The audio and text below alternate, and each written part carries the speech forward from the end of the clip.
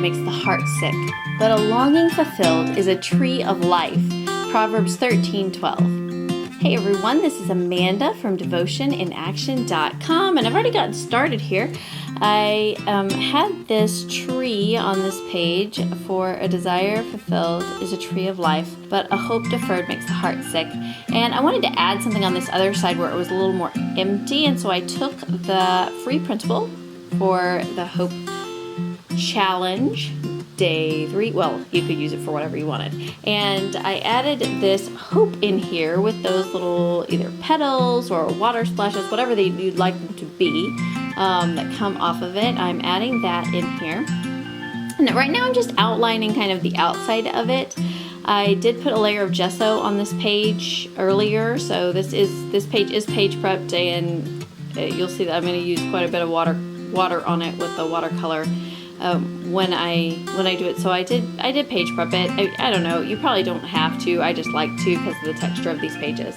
And then I was trying to decide if I was going to color in the outline of hope or if I was going to fill it in, and I decided that I didn't like that very first swipe I had done on the H where it crosses over the white. So I decided that I would kind of thicken some of the edges of those drops, but then I'd go ahead and fill in the letters. So I didn't want to fill it in completely. I wanted to kind of have it be a messy fill-in.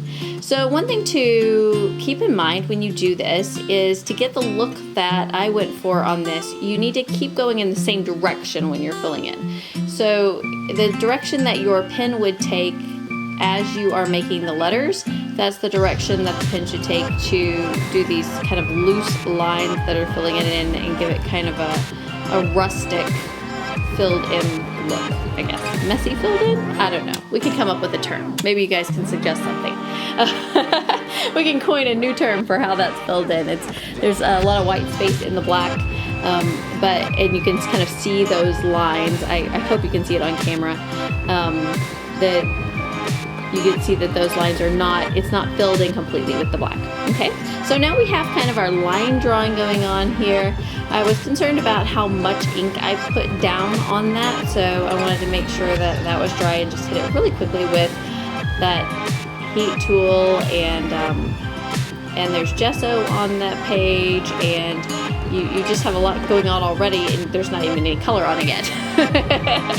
But you're gonna see that this is gonna be one of the most stuff going on a page out of all the ones that I've done in a while, at least. I tend towards simpler kind of drawings and watercoloring, and in this case I kind of just kept going and wanted to keep going, but I like the way it turned out. So I'm adding in some green to these because at first I was thinking maybe leaves, and then I thought I think I want some blue in here, so I added some blue. So I've got this like water leaf motif going on. Okay. So just kind of keep adding in colors till I get the color that I want. Kind of dab that paint in there, and it started to run toward the binding of the book. And I didn't want it to run like completely off and down inside the binding. So occasionally you'll see me grabbing my paper towel and going along those spirals because I didn't want it running down the holes or down the back of that. And like I said, I get a lot of water on the page on this one, so had to be a little bit careful. Okay, so in watercoloring, especially when doing nature scenes and things, I really like to start with a pretty light palette and then work up my layers so that I get a lot of depth, and I have a lot of different greens in the leaves and different browns in the trunk, that kind of thing, different blues in the sky. I like to kind of put on quite a bit of color and then add in different tones of that same color. So I started out with a very kind of yellowish, very light yellowish green, went into maybe a spring green, and adding even more in there. Now, watercolor on Bible pages will pool. It's going to make right over there the word like and then right across from that you see there's like a pool of green watercolor that dries, and you can see the text underneath it because it's watercolor. It's rather transparent, which it looks very dark right now on camera, but it does it does work really well. You can still see through those dark browns. You can still see through the dark greens and the pools of watercolor. And you see on the tree, I'm getting some very straight lines of pooling, which is a little strange. Normally, pools kind of pool. they make amoeba or amoeba shapes or round shapes, but these were really going into kind of straight lines of pooling. So I had to kind of play around with that a bit to get it to look the way that I wanted it to look. But at any rate, even though it looks very dark on here in places, that dries out where you can see perfectly well through that paint, which is really nice about watercolors, especially working in your Bible where the watercolor may go over the words. You can still read all of the words through watercolor, which is very nice.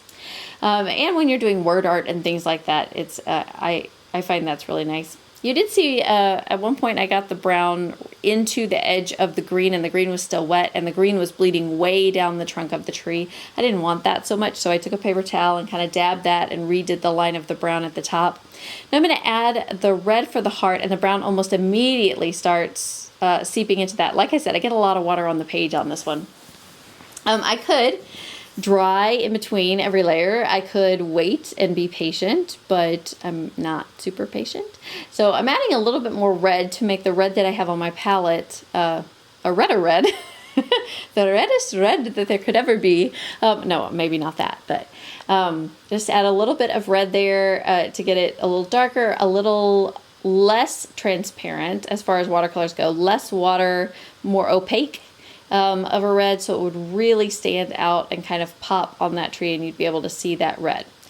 And then just adding different tones of it. I really like a lot of variety when it comes to the tones of a color on different things. So in this you're going to see quite a bit of red, but I'm also getting some bleed of that brown into the heart. And I started thinking about it while I was doing this, and at the whole bottom part of that trunk, the word art is a hope deferred makes the heart sick.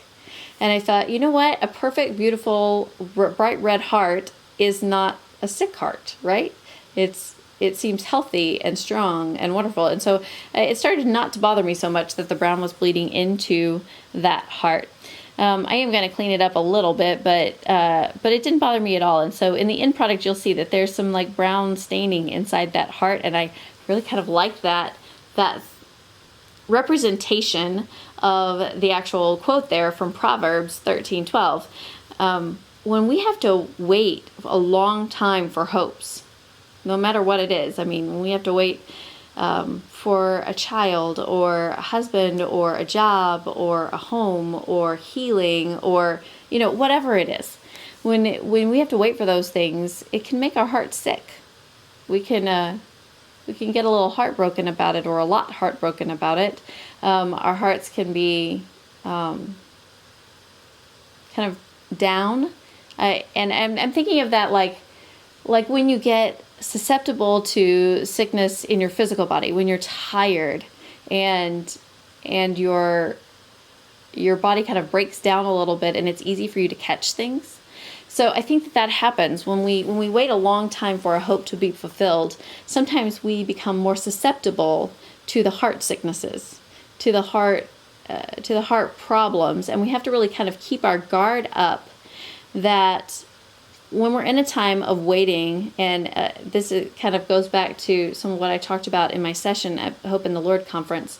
When we're in a time of waiting, we really have to guard our heart and guard our attitude, because it can make us very susceptible to those heart sicknesses that can, bitterness can set in, and resentment, and where we envy, where we start to look at other people and say they have it so much better than I do, even though for the most part, we never know exactly what's going on in people's lives. We see what they want to present to the world, and that's not always an accurate representation of what's happening behind closed doors or in their real life, in their internal life, in their heart, in their spirit, in their minds.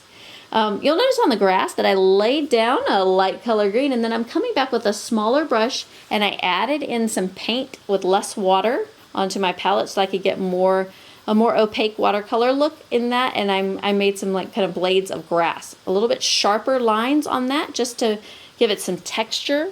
so it looked like there's grass growing down there. And now I'm coming back into where I dried my tree, and I'm adding some more colors of green. I love to just add in different tones of green. This one's kind of a bright kind of Kelly green or a grass green. You'll notice about me that I do not memorize the actual names. You know, there are watercolor artists on YouTube who will tell you exactly, this is cadmium yellow number 7, you know, and I don't do that, sorry. I wish I did remember like what they're called, but I don't. And then I mix them up on my palette and I've made a new color, and, you know, am I supposed to give that a name? I don't know. Maybe you can help me out. If you're like a super duper amazing artist, like what happens when you mix your own color? Then do you get to give it a name? Or does it get a hybrid name? Like between the two colors? I don't know. You can let me know. I'm rambling now. Anyway, so I just, as I was watercoloring this, I was thinking about this idea that a desire fulfilled is a tree of life. And about this point, I realized that those lines of dark brown had run off of the tree trunk and into what would be the sky. So all I did was take some clean water, reactivate those, and then sop them up with the paper towel, and it kind of takes care of that problem. So if you ever have that problem where that paint is just running all over the place, it's running into the parts where you don't want it to run onto the white part of your page, you can reactivate that with some water. I had even dried it, hit it with a heat tool since it did that, and it still reactivated, and I was able to pick it up with the paper towel. So very, very forgiving watercolors are. It's nothing to super stress about when there's an accident. Sometimes it's just a happy accident, and you can either fix it or you can turn it into something even better than what you had pictured in the first place. So laying down a light blue sky around this tree and through the words and around the word hope, I intentionally kind of left the center of that word art hope on the right white, where it's not as filled in. I think it hope kind of glows, and that's kind of nice. And then where I lined out around the verse, I also left that white. Now I'm adding in a little bit of a darker top to the sky. Sometimes as you look at the sky, it gets dark around the horizon level, and then light in the middle, and then kind of dark where your eye leaves off at the top. It's kind of a weird optical illusion, I guess, of what's going on in the sky. So I like a lot of that texture in my blues in the sky. Here I'm coming in to clean up that heart a little bit where it ran quite a bit and lost the shape a little bit. So I wanted to kind of clean that up. And I really like this. I like the watercolor, but I kept looking at this page and thinking, something just feels like it's missing. So I hit it with the heat tool, and I'm thinking, what do I need to add to this page? You know, sometimes you just look at something and you think, there's something missing here, and I'm not sure exactly what it is. So pull this out, let's get it dry, take another look at it. And I'd like to know, maybe you could comment, what would you have done to it at this point? You know, what do you think needed to be added? What do you think? I mean, I obviously make a choice before the end of this video, but I'd be interested to know what you think. So I kind of looked at it and took a minute away, turned off my camera, and I came back and forgot to turn on my camera. So you see there's magical washi tape on there. That's already on there. So I pulled out my box of washi tape and I started pulling off pieces of washi tape. And since it's about hearts, I had some red and white, some red and pink washi tape that had hearts on it. I have some kind of just plain light green washi tape, and then some fall prints, some leaves and some I don't know, acorns and pumpkins and things like that. And then I have this lovely gold leaf print washi tape. I could not find the end of this to save my life. I bet I rolled this thing 30 times in my hand trying to find the end of this washi tape. I don't know why it was so hard. Well, it was cut on a diagonal, and I could not find it at all. I was like, where in the world? Surely there's an end to this washi tape. I've used it before. And so finally I found the end to the gold washi tape. And it adds more up on just a little tiny blotch of that gold up to on top of that red and the fall prints. I'm just kind of layering those washi tapes. And I wanted just a little bit in this corner down here. Because it was such a small space, it was a little hard to decide ahead of time and get those torn the right size. So I kind of have them hanging off the edge of the page a little bit. But that's not a big deal, because all you do is just you put on all your washi tape and get it all on there the way that you want it. And then you can just take a pair of scissors and clip the edge of that along, like to make it a straight edge along the edge of the page. That's how the page turned out. Tell me what you think and show me your ideas from day 3 of the Hope Challenge.